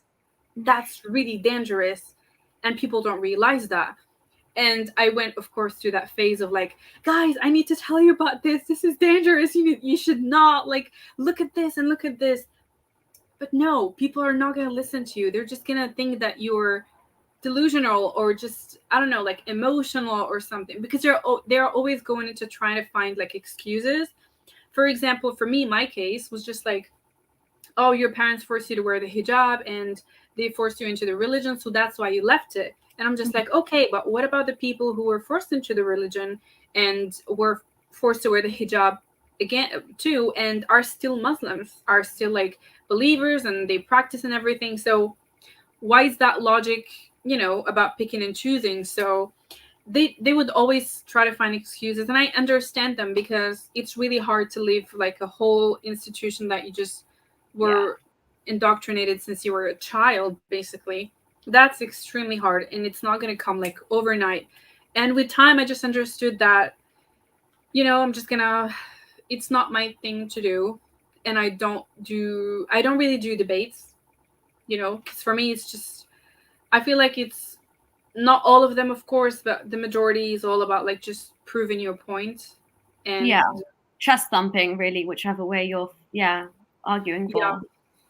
yeah, and for me it's more about like the ideas, and yeah, trying to see whether an ideology is like illogical or not. So yeah. Yeah, no, that's okay, there's a lot to digest there, but obviously I just Yeah. find like, you know, first of all, like a massive hats off to your just the way that like kind of view everything that you've experienced, particularly pertaining to your childhood, and the way that, you know, you do appreciate, because your feelings are entirely valid, like to feel that, you know, I have been wronged by my parents. That's not how a child should be made to feel in their home, and all of the other things. And like you said, we can't put it all down to culture, because this is at the very crux, like it does come from Islam, and at the very least it can be fully justified by Islam, all the way to actual domestic physical abuse, like we Mhm. saw in your case as well. And tragically, your case is a mirror example of so many other Muslim families. And, it varies to the extent of like where you're brought up. You're giving us a lot of insight into like the Moroccan kind of heritage and things and how it was there. My experience could have been really, really similar. It was just the fact that growing up in like a Pakistani household, but then having parents who were slightly more progressive, your story was almost flipped for me from childhood, whereas I put on hijab and they were trying to find excuses for me to take it off. But I took religion and my love for Allah so seriously that I was like, you guys are so weird. Like, none of you want to go to heaven. Yeah. And then again, we had the same thing, that there was no option for you after you do your bachelor's degree. It's like, if you want freedom, you either live like a prisoner under your dad's roof, or you date and look for someone who fits the mold to marry. But it's really, really easy to get caught up with men who put on this kind of, they turn on this certain charm or whatever, they rope you in, and then they turn out to be extremely abusive. And the hints of your story where he got presents and the threats and the way that he would flip on you is very similar to like my own situation. And I completely now understand those behaviors and the tactics for what it is. So like the love bombing, think words that I'd never heard of, right? Like giving somebody a whole bunch of gifts in the beginning, being overly romantic, doing these grand gestures, like reserving a whole beach or booking out an entire restaurant, things that a young innocent girl can really think, wow, he does love me. It's a very wrong way to think about love. But anyway, regardless, domestic abuse, as you said, is sanctioned by the Quran. And this man that perpetuated the abuse was a hafiz. So he had memorized the Quran. As Halima said, he knew the hadiths like the back of his hand anyway. So this is a man who knows exactly how to use religion, to the point where even Halima started rationalizing that, hold on, maybe that was the way that Allah intended it to us to solve these situations, and he did the right thing. And it's crazy that we think like that. But Halima, don't worry, I've written essays like about why women deserve half inheritance and why halala should be okay and weird things. So don't worry. But what I want to say is your mentality is a very, very it's a survivor mentality, not a victim mentality. Your outlook on life is kind of it's so positive. You're almost like, I'm not going to be downtrodden. I'm going to actually use this to kind of rise like a phoenix from the ashes. Yeah. So that's very, very admirable of you. And obviously you've said now that there must have been a number of things that made you leave Islam, but the freedom, like you said, you kind of always were this person. That's how I see it too. Like I always had this personality. I always was as empathetic as I am now. Islam just suppressed that or tried to mold me to be different and suffocate me. So now you can really kind of be yourself and live life without the guilt, shame, all of that. So just on that note, did you feel like you ever wanted to explore any other religion after this, or did you just think, you know what, I'm done with this stuff, I'm just going to live my life and be a good person? Okay, just before that, what you said like is really relatable, because when everything happened, when all of this happened, I was not ready to accept my story, and I would have never ever seen myself like going out and telling it publicly, because I did not accept what happened to me, and I was so ashamed of it. I was just like, well, maybe I did something wrong, maybe I could have done it differently. But now that I look at it, I'm not being hard on myself like anymore, because I know that I'm not the only one who went through that, and things happen.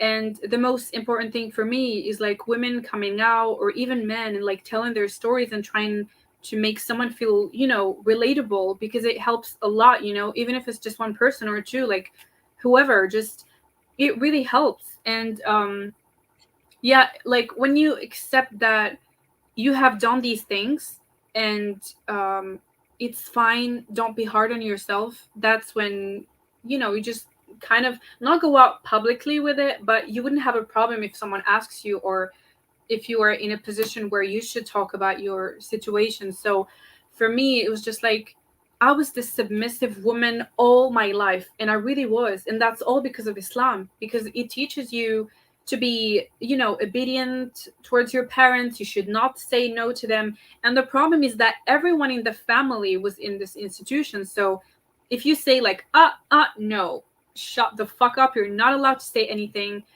And okay, here's another thing. When I grew up in my family, my mother was beaten up by my father, and today they're still together, which is a catastrophe. I mean, that doesn't happen anymore. But for example, when my mother was beaten up one day, of course, it happened twice. You know, we were still kids. We were like 14 or 13 or I don't know. And I remember we just all stood to my father's face the second time because we were so angry. And I remember we kind of like gathered, like me, my sisters, and my mom, and we told each other we're gonna make a plan to make him stop doing that. So they chose me and they told me we're gonna call your dad and like call him in a panic and tell him that my mother is basically like on the floor and she has like this heart problem and stuff, to kind of scare him off so that he won't do it anymore. And I kind of like stood besides my mother when that happened. We all stood like with her. But when it happened to me, my mother told me that I deserved it because it was not in, the halal sort of, context. And that hurt me. Wow. Yeah, it hurt me extremely, extremely bad. And each time I would like recall this, it would just make me emotional. But right now, I think I'm just fine with everything. I've just kind of dealt with it. It still hurts like really, really bad because I wish I just had this kind of secure family where I feel loved and accepted unconditionally. But unfortunately, it's not the case. So I just have to accept it. And so, yeah, when it comes to, for example, violence, when the dads beat the mothers, like nobody wants to talk about this, and they just like push it under the rug, and they're just like, no, we should not talk about this, even though it happens in millions of families. And I feel like it's really sad that they're just like ashamed of it. Okay, when I went through that, even when I grew up as an adult, I felt ashamed of it. I could not talk about it to anybody. But now I'm like, fuck it. It's not like I chose it, it just happened to me. And I would rather like talk about it so that other people could relate and know Yeah. that it's not right and that we could, to change something. So yeah, I feel like it's really important for people to accept their past. And even if they fuck up, as I did, like I went back with him even if he slapped me and stuff. I kind of accepted everything. And now it's really funny because the person who I am today is just completely different from who I was. Like, I maybe need to work on this a little bit when someone tries to do something a little bit like out of disrespect. I kind of tend to be really impulsive and just really not aggressive, but just really like stand up for myself strongly. And I think it's fine, but maybe I just need to chill a bit. So yeah, and You yeah, can and never about be chill when it comes to sorry. standing up for yourself, girl. You can never be chill when it comes to standing up for yourself. Yeah. I'm just like, what is going on? Hells yes. Yes. Exactly.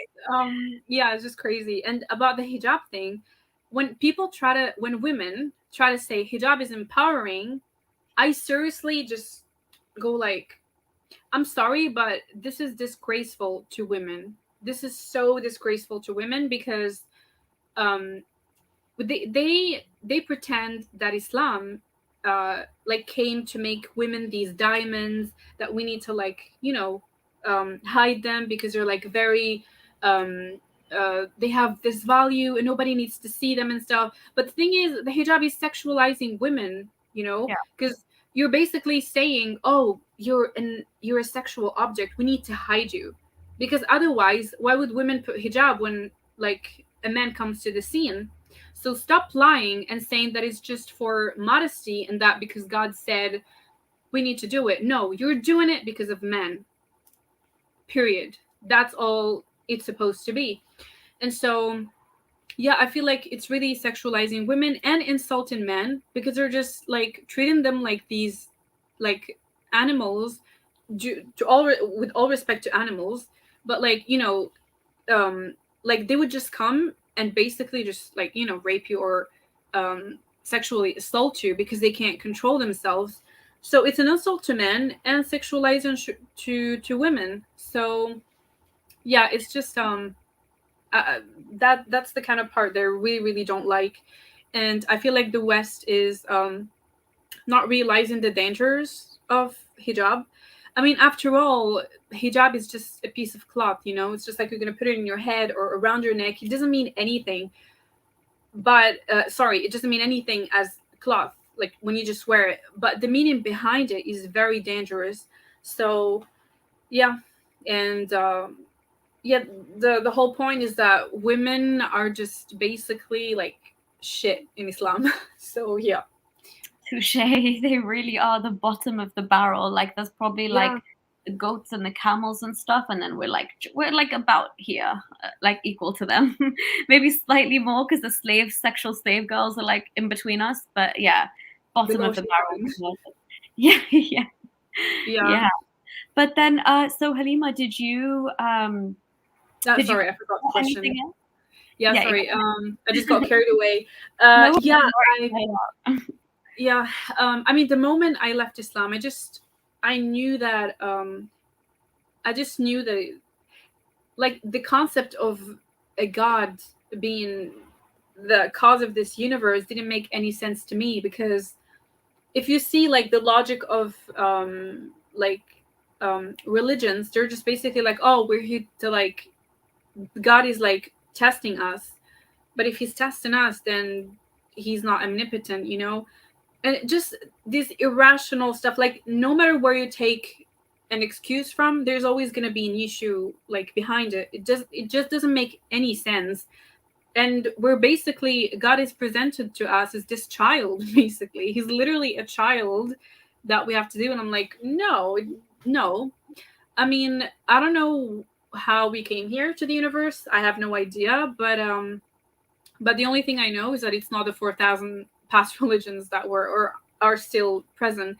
And sometimes when I used to go into debates, sometimes with some Muslims, they would say to me, for example, "Oh, so do you believe that the universe came from nothing, or that we came from monkeys, or like or like gorillas?" And I'm just like, guys, what is this? Where did you learn this from? Please Ay, do ay, your ay. research before you judge what it is like. And it just proves to me that they don't know. I'm not generalizing. It just proves to me that like a huge number of them, they don't know. They have no idea about what atheism is, or what people who do not believe in religions do believe in. It's just, yeah, there's just so many stereotypes and misconceptions that is just like, oh, you know what, just, you know. And Halima, do you feel like you needed something? Like, did you feel like a loss of not having something bigger than you to turn to, or like when you're in like going through some kind of hardship or whatever? Did you feel that loss, or are you actually like, no, I'd rather just accept things for the way they are, as far as I can understand them, and I'll deal with everything as much as I can as a human being myself and what's in my control? Yeah. I mean, at first, I did not feel any of that. I was actually delighted. I was really happy that I left Islam because, I had the freedom, not the freedom of like drinking Yes, alcohol and girl. smoking, as some But people like think. mental freedom. Yeah, exactly. That's the right word. I did not do any of these things. I did not go to nightclubs. I did not do anything, of all these sorts of stereotypical stuff. And so I just felt mentally free. I was not really in a bubble. I was, able to go out. And one example of that, for example, is one of the things that I think I would have never thought of or did when I was in Islam is right now, like, I don't want to get married. I don't want to have kids. Marriage for me is too conventional.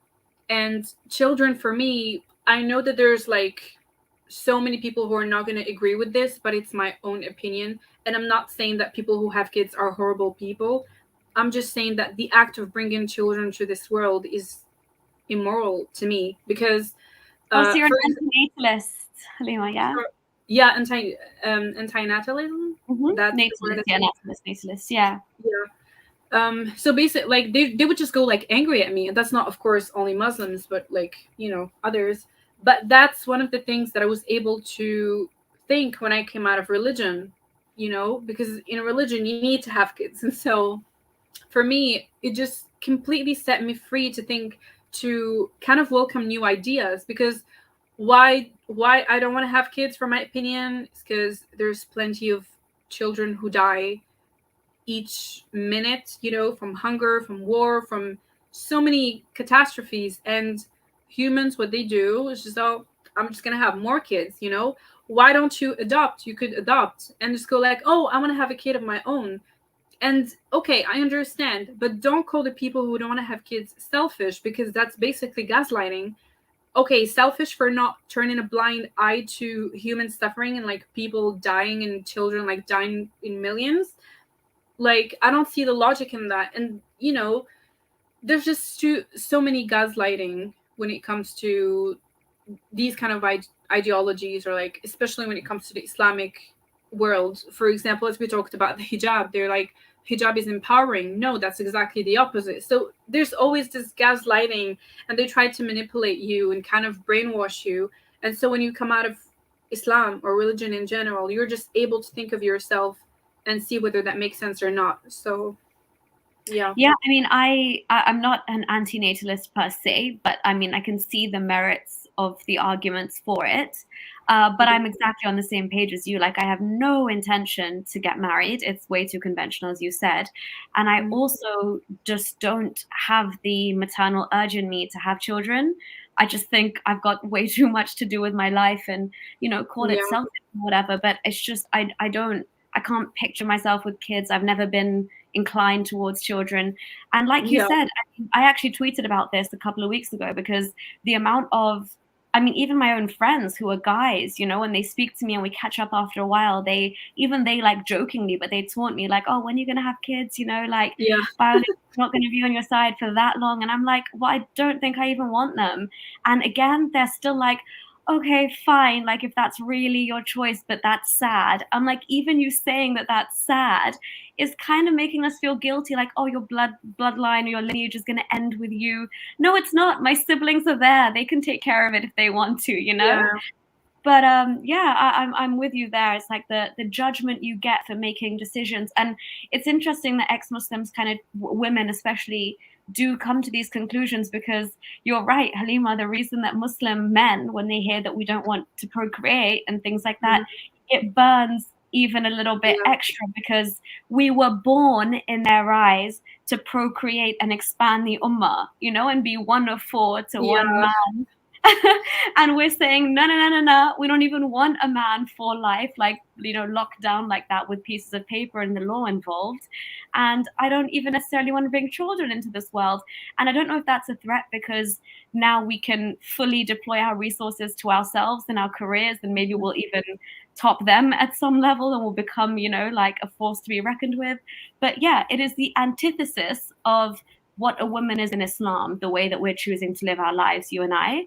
And I think that's beautiful in itself. So Yeah, it is. Like, there's just so many, as I said, like, you just come out of the bubble and you're able to welcome new ideas. And just for the record, like, for the children, as you said, like, they just tell you, oh, you're going to end up alone. So are you telling me you're having kids so that they could take care of you when you're old? Like, this is so selfish. And you're calling me selfish? Like, wake up, please. And yeah, yeah. And for example, for Muslim men, like, when they know that there's a woman who doesn't want to, like, reproduce, they just go like, because they consider, not all of them of course, but they consider like women as their property. Like, how come you don't want to have kids? You are here to have kids basically. And so yeah, it's just it just shows you, like, in so many ways or spectrums of like how women are conditioned in Islam. Another thing, of course, that I would have never considered when I was, if I was still a Muslim, for me, I okay, so I am not vegan and I'm not vegetarian, but I'm feeling extremely guilty and I'm trying my best to just stop eating meat, because again, for me it's not moral.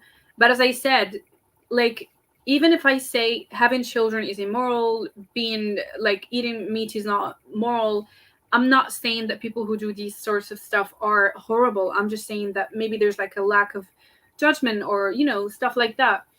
So yeah, it's just in my life I really needed to leave Islam so that I could be open to to all these new ideas. There's also, for example, as I talked earlier about the photo shoots I made, that photo shoot, when I made the naked photo shoot, it just set me completely free, because I was just like, this is my body. I can do whatever I want with it.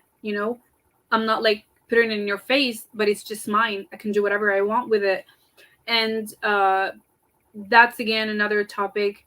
It's like, we were born naked. Clothes are not like, it's like, okay, so if you go out in the street naked, I'm not saying that people should go out in the street naked. I'm just saying, like, supposedly, does that mean that a man has to like jump on you and like rape you?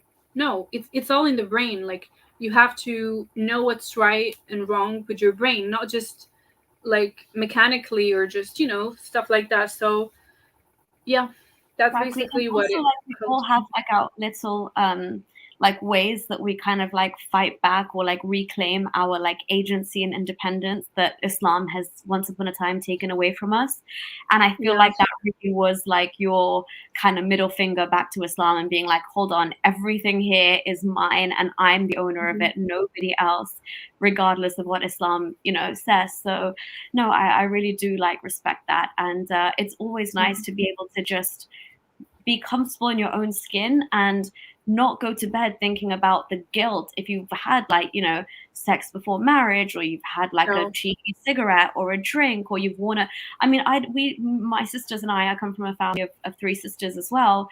We've just, it wasn't the hijab context, but everything else, like you've got to wear that dress and look like an idiot by putting like leggings or jeans on underneath and saying bye mom, bye dad, and then you get out the car and you're like, get these off, like trying to, it's such a crazy life. And then you're coming home like 11 o'clock, putting these jeans back on in the front garden. Yeah, Like, it's I such did that too. Yeah. such a mad double life. Oh my god. But yeah, Halima, I just wanted to kind of get your final thoughts, and then we'll wrap this up because I want to keep it just under 2 hours so people can listen to Yeah, it. sure. Otherwise, yeah. But yeah, just before we get your final thoughts and wrap up, Sheikh Boyardi, thank you so much for your super chat and your support. Sheikh is saying, glad to see you're doing well, Nuria. Thank you. I know it's been a while since I've done a live stream. It's just been busy with work and things like that. And obviously I was waiting for this stream to be like a big hit, because I've not really had ex-Muslim women want to come out and speak out and take as big of a step as Halima has done today. So yeah, I'm absolutely over the moon and I'm glad you could catch this live. Hawaii was here just saying, good for you, Halima, like listening to just your Thank you, story. Hawaii. And again, Soleil Apostasy, Suleiman was saying, thank you so much, Halima. Me too. It was so inspirational to see ex-Muslims on the internet and relate to their story. So yeah, but That's really Halima, heartwarming. That Halima, is really like overwhelming. Thank you so much for all your messages, and just your support means a lot. It really means a lot to me, not only to me, but I'm probably sure to Nuria and all the ex-Muslims or the people who are, watching this, or, having some sort of inspiration or whatsoever.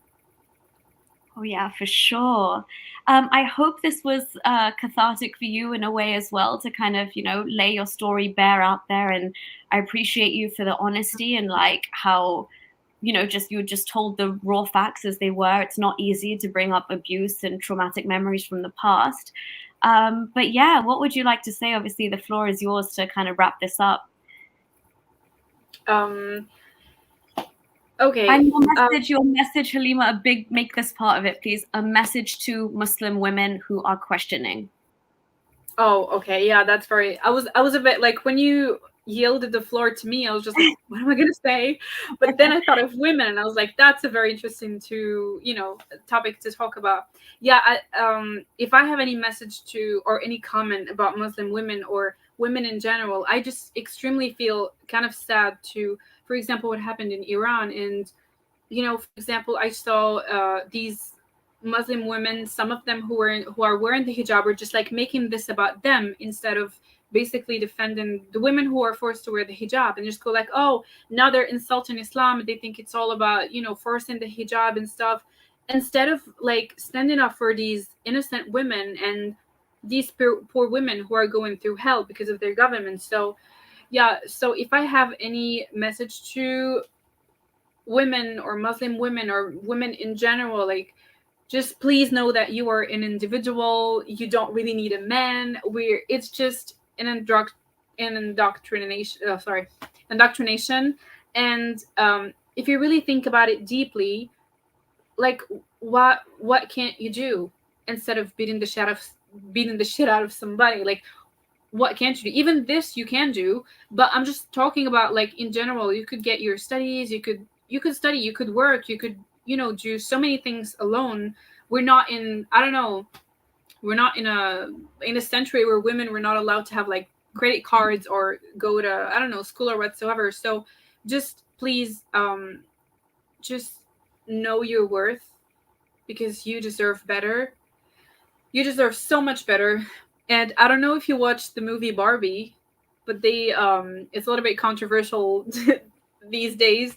But yeah, they kind of like tackled this subject, and they were kind of trying to convince these brainwashed women that they could do better, and they reminded them of who they are and what's their value. So yeah, and I love women. I'm a straight woman, but I extremely love women, and I do relate to them so much, and I really wish that we could move forward in the future and just have what we really deserve. And big respect to men who respect women and respect their rights and the way they live, and they try to encourage them. So yeah, big heads up, and, like, thank you so much for that. And I really wish that we would see more of the two. And Yeah, thank thank you. you, Noria, for this interview. I was so nervous, but we had, like, this phone call quickly before here, and I was just like, oh, okay, that just makes me more relaxed. Not more relaxed, but, like, a little bit relaxed, because I was so not afraid, but I was so nervous because it's my first time coming out with my face and, like, saying my story, which I was always ashamed of until a certain time, and I was just like, no, this needs to be like an inspiration, or maybe something else, or just, I need to come out with it so that it could set me free and it could maybe help someone. And I know it's very important in the ex-Muslim community. We are always uh, like, they always try to shut us, basically. They don't want us to talk. And yeah, I think it's very important for people to come out. And yeah, thank you again so much, Noria. It's been such a very nice experience. So thank you. No, it was absolutely my pleasure. And like I said, this platform is literally made for people like you and me. So anytime you kind of want to jump on a live stream, you're more than welcome. When you want to vent, when you need to rant about Islam, or you want to just send out a message to other women, and you've kind of remembered something from your past, we can go into it. There's so much to unpack even within your own story. Today was kind of like, the main holistic overview, but there's so much Yeah. at play there. There's issues with hijab, there's the domestic violence, there's the psychological pressure, there's the whole religiosity versus abusive nature, and there's so much going on.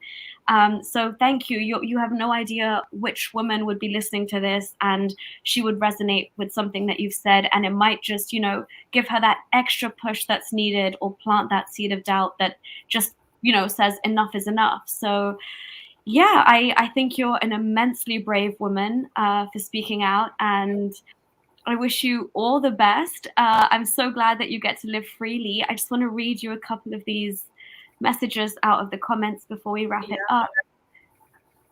Christopher was saying, "Thank you, Halima. Your courage is amazing."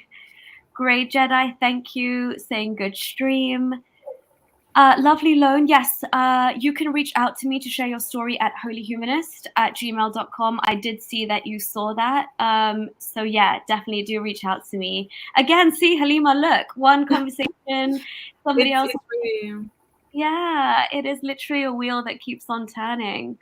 yeah, And it's just I'm sorry, I keep on no, cutting you, sorry. go for it. It's your day.